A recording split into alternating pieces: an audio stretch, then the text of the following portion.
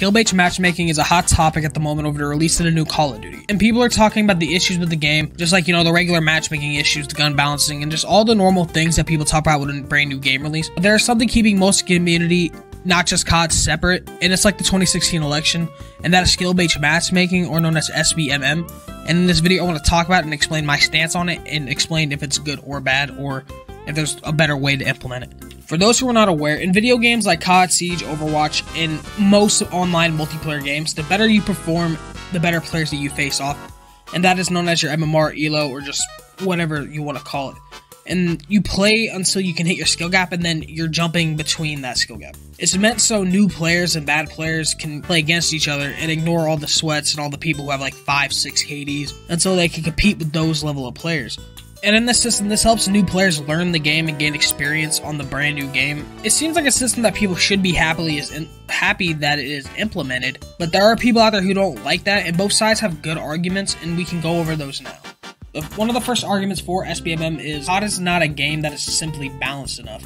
Like, there's not enough balance in COD for it to warrant SBMM, because if you have the SBMM, the higher level lobbies that you get into, the more cheese that you'll have to face, and then that's how you're gonna have to play the game. And then that just leads the higher level players just simply can't enjoy playing the game. And to this point, I agree, but I still believe that there needs to be some sort of SBMM, because taking it out completely would be really bad for the players that are just trying to get into the game. But that's the reason why Rocket League was starting to ban freestylers, is because, you know, they're down there ruining the game for new players, and that stops a healthy game from getting even healthier. Okay, the next argument I'm not too agreeing with, but there shouldn't be any SBMM in pub games since there's a rank mode. The main issue I have with that is most players only play the casual game. Not ranked, not comp, whatever you want to call it, all games call it something different. But when most of the community is in the casual spirit of the game, there needs to be something in casual to make the game more balanced. Now, there is other arguments that I don't understand, and it's, you know, it's like, it's a fun killer. If you think beating up on the 9-to-5 dad with 3 kids while you're trying to unwind from a long day at work, flying around corners, drop shotting, doing all that, then sure, it kills your fun, but it can also lead to killing his fun. So it's a double-edged sword. It doesn't make much sense that it's a fun killer. Okay, so here's the point that Courage pointed out. I'll play the clip now, and it's a pretty decent point. I kind of agree with him on all of this.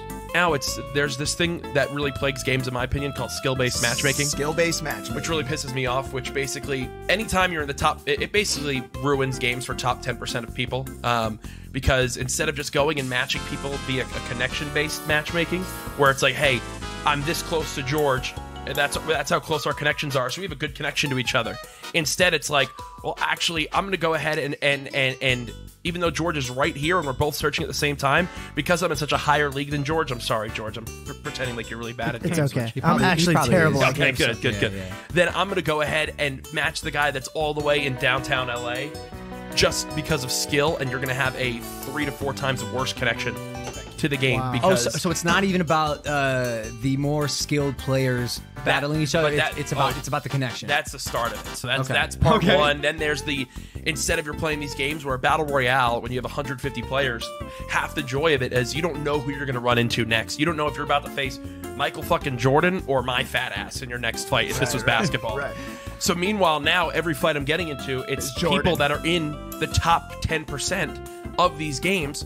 But then the issue is I wouldn't mind it if there was something to show for it. So imagine if you tune into my stream and you're maybe a new viewer and you're going, man, why is he getting shit on so bad?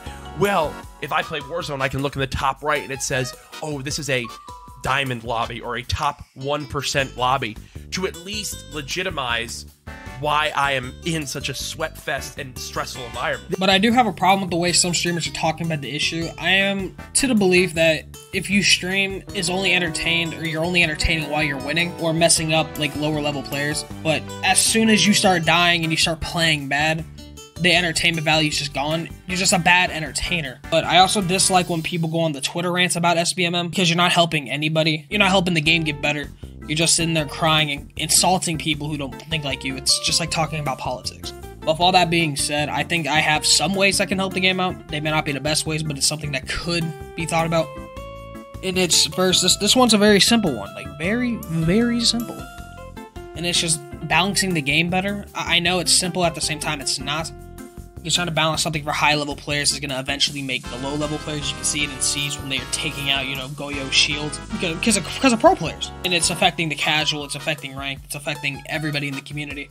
Not a lot of people are happy about it. Some people were, some people weren't. It's just how games go. If people in the high lobbies are complaining about all the cheese and all the OP stuff up there needs to be a change up there so they can enjoy the game as well. I also think that there needs to be a change to the MMR system. I don't know the detail on COD's MMR system, but I think there needs to be an MMR system to a certain extent so new players and bad players, don't get bullied by pro players, ex-pro players, and really high-level streamers. And I think that it would be an easy change just to keep the lower-level players separate lobbies.